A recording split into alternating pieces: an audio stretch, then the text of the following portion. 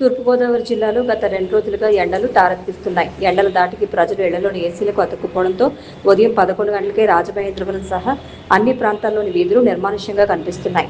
అత్యవసర పనుల మీద బయటకు వచ్చేవారు, వీధులకు హాజరయ్యేవారు మాత్రం నెత్తిన టోపీ లేదా వస్త్రాన్ని చుట్టుకుని కనిపిస్తున్నారు.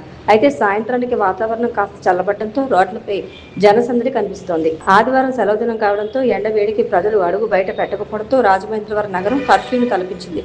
నేడు రాష్ట్ర వ్యాప్తంగా 28 మండలాల్లో తీవ్ర వడగాలులు వీచే అవకాశం ఉందని వాతావరణ శాఖ తెలిపింది. నేరస్తులు, రౌడీ షీటర్లు సత్ప్రవర్తనతో నడుచుకోవాలని, లేని పక్షంలో కఠిన చర్యలు తప్పవని తూర్పుగోదావరి జిల్లా ఎస్పీ డి నరసింహకిషోర్ హెచ్చరించారు. జిల్లా వ్యాప్తంగా పలు పోలీస్ స్టేషన్లలో రౌడీ షీటర్లకు పోలీసు అధికారులు కౌన్సిలింగ్ నిర్వహించారు. సమాజంలో శాంతి భద్రతలకు విఘాతం కలిగించకుండా నేరాలకు దూరంగా ఉండాలని, సత్ప్రవర్తనతో జీవించాలని హితవు పలికారు.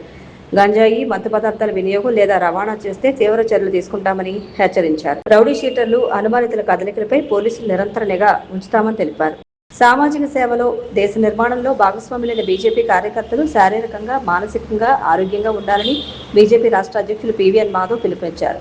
తూర్పుగోదావరి జిల్లా అధ్యక్షులు పిక్కి నాగేంద్ర ఆధ్వర్యంలో 2వ రోజు ప్రదక్షిణ మహా అభియాన్ కార్యక్రమం రాజమహేంద్రవరం రూరల్ తొర్రేడు గ్రామంలో జరిగింది. ఆరోగ్య పరిరక్షణలో భాగంగా ఉదయం కార్యకర్తలు యోగా, సూర్య నమస్కారాలు చేశారు. రాష్ట్ర అధ్యక్షులు పీవీఎన్ మాధవ్, అనపర్తి ఎమ్మెల్యే నల్లిమిల్లి రామకృష్ణారెడ్డి కార్యకర్తలను ఉద్దేశించి మాట్లాడారు. ఈ సందర్భంగా ఓటర్ల జాబితా, special incentive reason, party booth స్థాయి నిర్మాణం వంటి అంశాలపై అవగాహన కల్పించారు. శ్రీ త్యాగరాజ నారాయణదాస సేవా సమితి అమృతోత్సవాల్లో భాగంగా రాజమహేంద్రవరం గోదావరి ఘట్టన ఉన్న శ్రీ త్యాగరాజ నారాయణదాస సేవా సమితి ఏసీ ఆడిటోరియంలో నిర్వహిస్తున్న సంగీతోత్సవాల్లో ఈ రోజు సాయంత్రం 6:30 గంటలకు అమెరికాకు చెందిన చింతలపాటి రూపారాజు కూచిపూడి నృత్యాన్ని ప్రదర్శిస్తారు. అనంతరం రాజమహేంద్రవరం చెందిన రెడ్డి ఉమారాణి బృందం గోదా కళ్యాణం కూచిపూడి నృత్య రూపకాన్ని ప్రదర్శిస్తారు.